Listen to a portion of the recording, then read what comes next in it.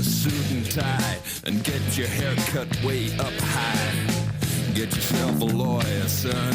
You're gonna need a real good one. David Whiting is here to dispense some legal advice and to share some legal gossip, which he likes to do from time to time. 1300 222 774 is our number if you'd like some help. Hi, David. Hello, Virginia. You don't have any gossip this morning, do you? No, I know people don't tell me things because I spread them too well, I think the problem. You're too good at gossip, that's the problem. Oh, thank you very much.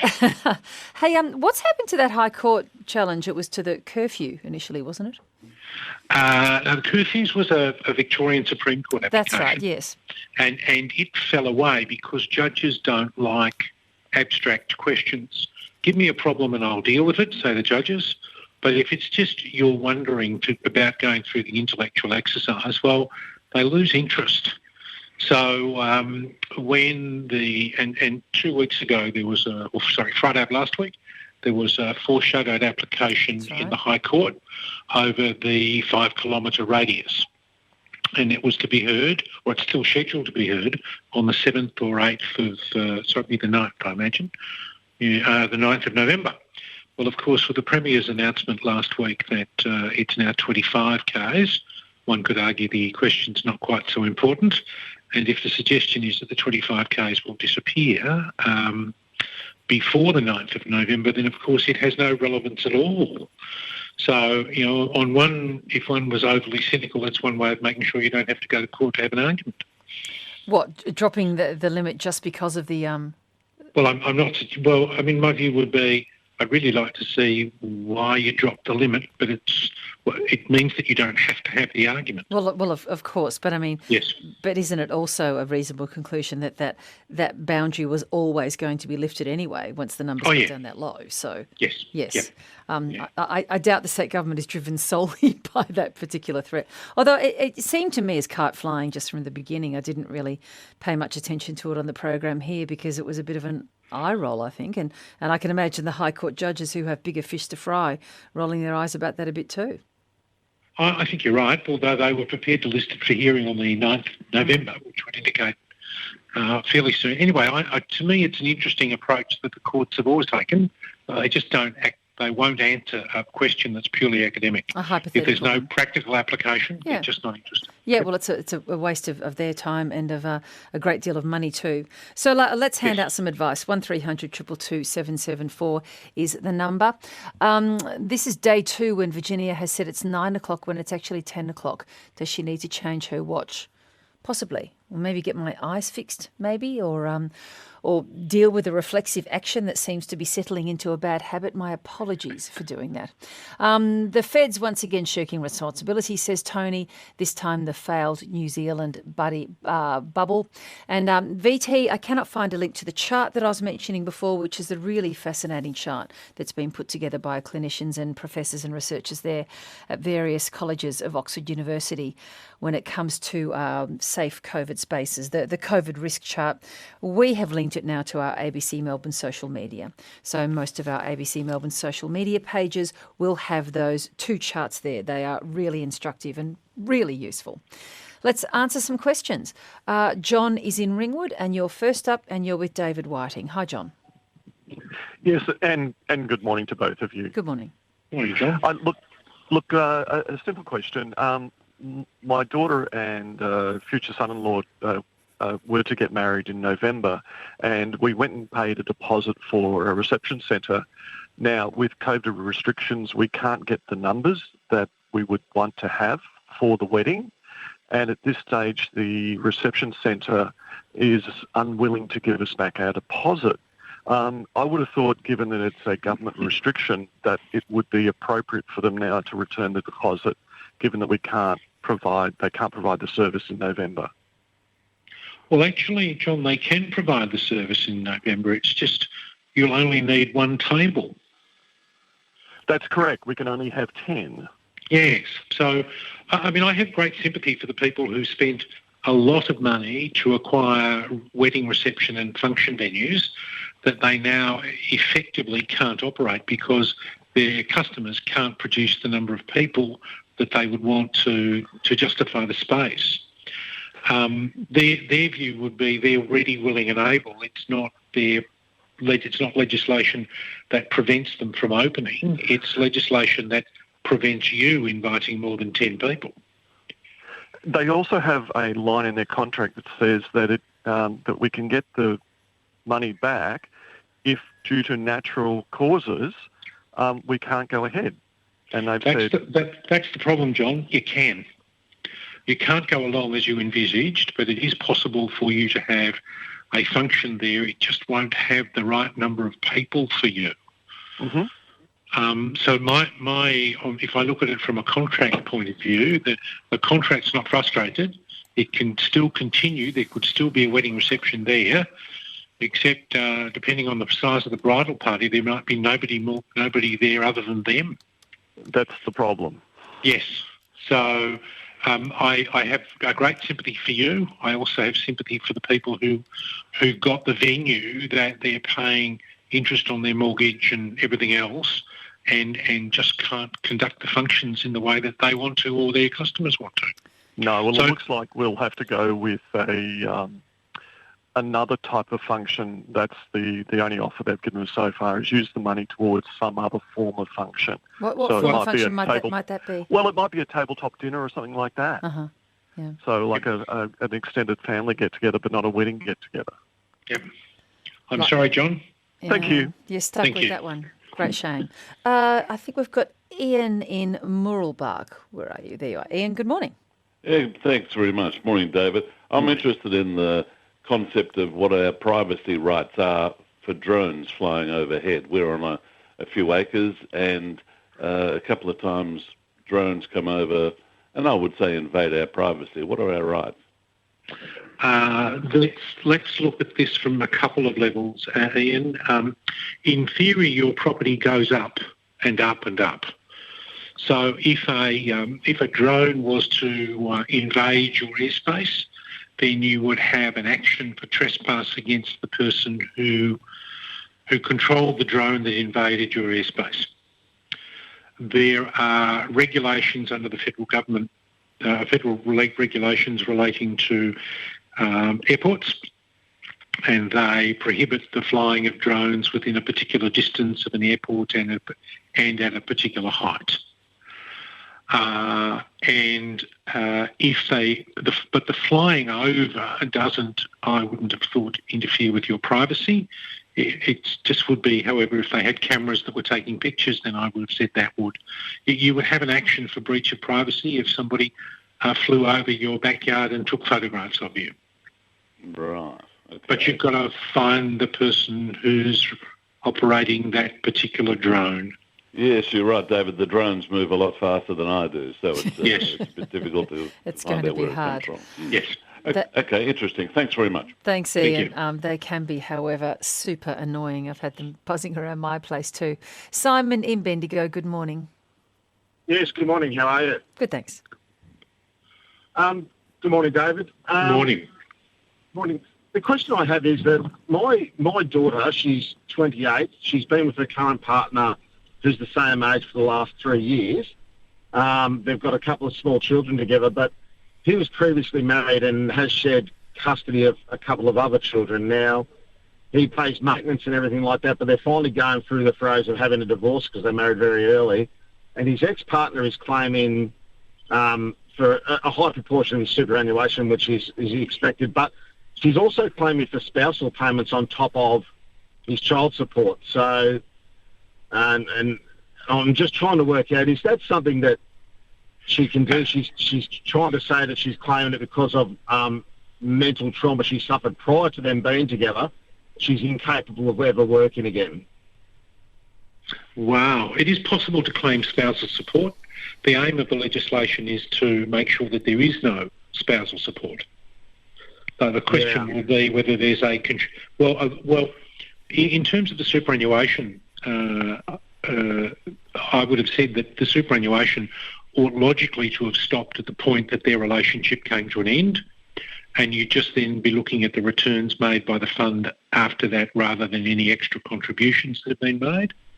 Yeah, she's claiming 70% of his super and also $400 a week on top of his for his spousal payments on top of his child support, which the child support leave them with no money. The child support is for the children, not Correct, for the yes. parent. So it's not on top of, it's as well as, I suppose, if we're being semantic. I would have thought prospects of recovering spousal support would be very minor. Yeah, But that's what we thought too. But you do get the claims, and the problem with the family court is everybody's paying their own costs. So what you might find that's the other thing too. That's the other thing too, that they're claiming it, and they're also then putting that cost, saying that we expect him to pay for all the court fees and that too, because they can no longer claim family through legal aid or anything like that. You're not. It's very, very rare that you would succeed in a costs claim. I would be ignoring and you're going to pay my costs. And you need to look and see whether there was anything that occurred during the period of the relationship that they were together, which renders her unable to work. And you and I don't know the answer to that question. Correct. Yeah. So, but in other words, on my understanding, this is a setup for people that are probably older and have been home supporting kids for 30 years, and then someone leaves and they don't have the ability to earn an income, rather than someone that's just maybe being a little spiteful. I don't know. You're making a view that you're making a view on that when neither of us have seen the evidence. But she would need to prove that she's unable to work. Yes. Okay. Good to hear from you. Thank you. Thank you very much. Thanks for calling in. Thanks, Simon. Brendan's here from Brisbane, actually. Is that where you are this morning, Brendan? Yes, we are. We're no local ABC Local Radio Talkback on law matters here, so I've called in.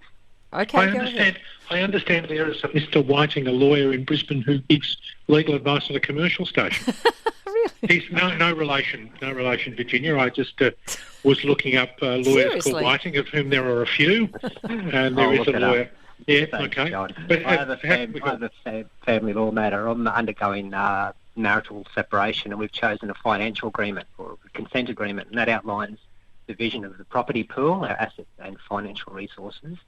Yes. I obtained early access to superannuation shortly after our separation date.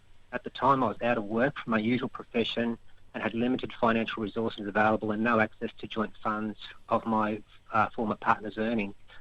The lawyer that's drafting the separation agreement has asked how much early access I obtained through the government's COVID-19 arrangements. Yes.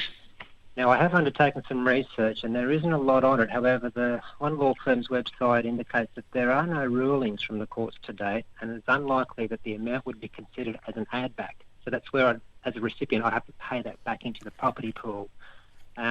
Providing it was access to the intended purposes of the scheme, that is a personal hardship or living arrangement. So your question is whether you've illegally or improperly drawn out money from the property pool that's going to be divided up. Am I entitled to keep it? Yep. Or to pay it back? David? Well, Brendan, my expectation is that you would have consumed it, that it would have been spent on it, and it's not a great deal of money. Yes.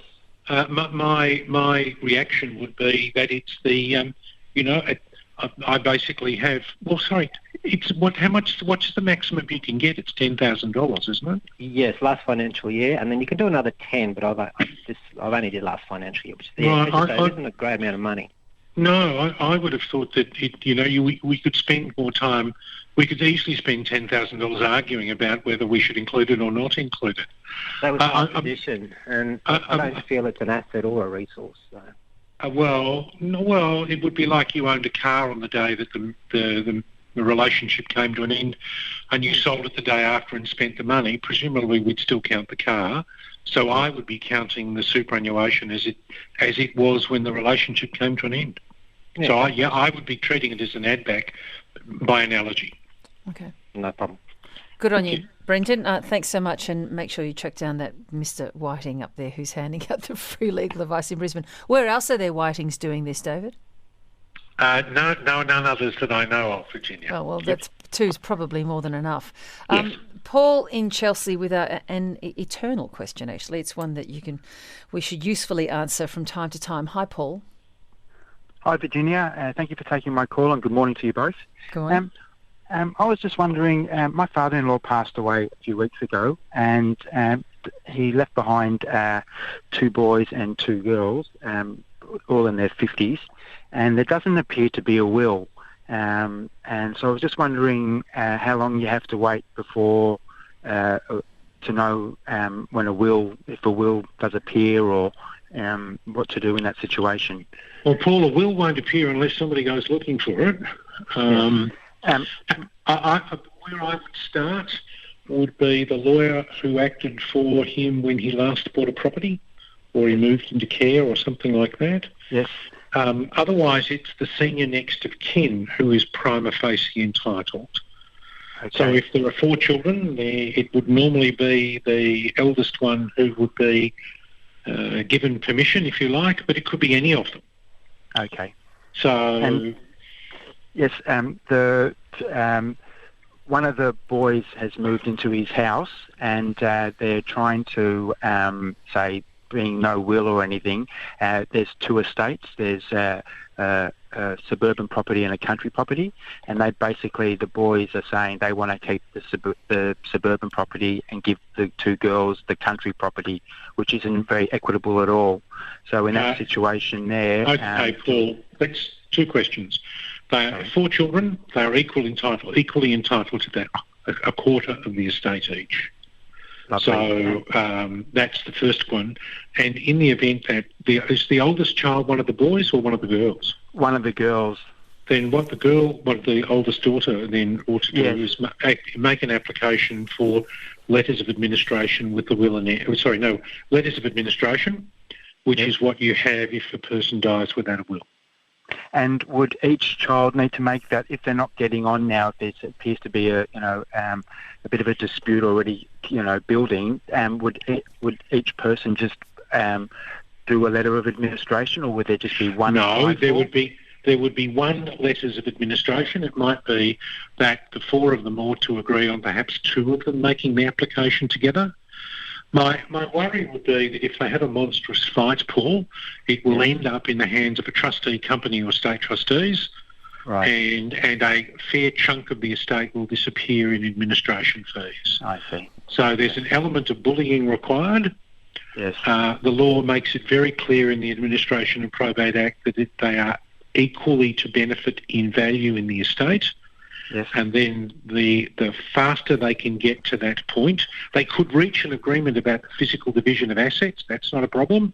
Yes. There might be some stamp duty implications and some cash adjustments required, and they can divvy it up physically. But at the end of the day, they each are entitled to a quarter. And as I said, the question would be, how can we get there quickly, spending no more money on lawyers or trustee companies than we need to? Lovely. Okay. Thank you very much. Good on you. Thanks so much. Interesting text has come in following our conversation, David, with John about the wedding of his, the proposed wedding of his daughter. He said, this is from Jenny in Scrub Hill, who says, our wedding venue has had a lot of weddings being cancelled. We only withhold $200. Some rebook for another date, or some have intimate, very gorgeous weddings with smaller parties and big parties planned for later whenever it's possible. So it is interesting to note how different venues have very different policies and are more flexible than others. And it may well be that there are some more established venues that don't have the if you've just gone and bought, if you just borrowed millions of dollars to open a wedding venue, and then find that you've now got these monstrous interest bills. Yep. I think everybody deserves some sympathy. The question is how. No, that's true. Although interest rates are low, but I take your point. Now we've got new figures, revised figures, interestingly, for the number of new coronavirus infections in Victoria in the last 24 hours, and authorities have revised the number of cases down to just 1. In its official tweet, DHHS has reported 1 new case of COVID in the last 24 hours and no deaths. How good is that? 1 case, no deaths. The delay in reporting today was apparently because they were trying to determine whether 1 case should be included in today's state numbers. That was originally stated as 2. And the department says the case was being queried because it's a Victorian who's quarantining interstate after returning from overseas. So whether that should be a formal Victorian infection, I guess it's not because it wasn't acquired here. So it's only 1. David, how good is that? It's wonderful. That's very, very good. Julie is in West Melbourne. Julie, how can we help? Good morning, David and Virginia. I just wanted to really get advice as to where to next for a noise issue within an apartment block. Over the period since May, there's now been 3 separate complaints from 3 separate apartments surrounding this one particular apartment. We have gone to the body corporate management and come up with what was meant to be a grievance meeting between tenants and owners, and that they didn't come. The party that the noisy party didn't turn up. We've been to their real estate agent. We've popped nice letters in their letterboxes and been asked not to call them again. So when you say the estate agent, are they tenants and you're talking to their manager? And you're talking to the property two of the manager. other complainants are tenants as well. Yes. Okay. Okay. So each side of this apartment has now complained and underneath has complained. So the Melbourne City Council, I was the first to lodge a complaint in May. They didn't get back to me until July, so that was disappointing. But they listened, but ultimately said, we can't do anything. You can't prove 100% that this is the noise, that this is the people that... So that's their position. Went to the real estate agents, went to VCAT and noticed that they don't do during COVID neighbourhood disputes. That's understandable. They suggested Victorian Dispute Settlement Centre. Went there. They said, gosh, we haven't set up Zoom. We don't know how to actually do complaints online. We're all now a little bit desperate for help. We have felt like I've been told several times that I'm the nuisance because I'm complaining, and that's come from Melbourne City Council as well as their real estate agent, managing agent. The sad thing about it is I feel I'm being completely let down. So do the other couples. One who's moved out. I've had to move to my daughter's house to live a few times. I don't know what to do. David? There is no system that accommodates, Julie, what you're looking for at a no-cost level. Right? It is possible for you to make an application to the Magistrates Court for an injunction to prevent continuing noise from the property that's creating all the noise, but that would require you to have some kind of sound measuring equipment, so you would be able to establish that the noise was offensive and intrusive and at inappropriate times. We've got all of that evidence. Yeah, we've got sound as well. Well, yes, but have you got do you know at what level you recorded it? If you've recorded a noise, so I live next door to you. I'm playing a very loud record. You could record the record that I'm playing, but I don't know how you could objectively measure the volume at which you recorded it. Yeah. So that to me would be an issue. And then what you're going to do is you're going to spend thousands of dollars getting an order in the Magistrates Court that they cease and desist. And they're not going to have the money to pay your legal bill. So really the whole system's kind of failed those of us that... I mean, I couldn't... No, the system hasn't failed. There isn't a system that deals with that issue.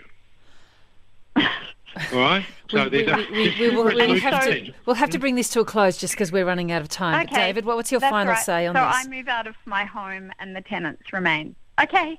You spend the money. Julie, I'll address it next week with a bit more detail. All right? We'll get some more detail, but it's not as drastic as you have to move out. But many people have dealt with noise issues. They are extremely expensive because you've actually got to take them out a long way further, don't you, David? You do. Yeah, okay. All right, well, let's address that a bit more next week as some homework. And David, thanks for all your advice today. Thanks, Julie. Thank you. David Whiting there, your talkback lawyer.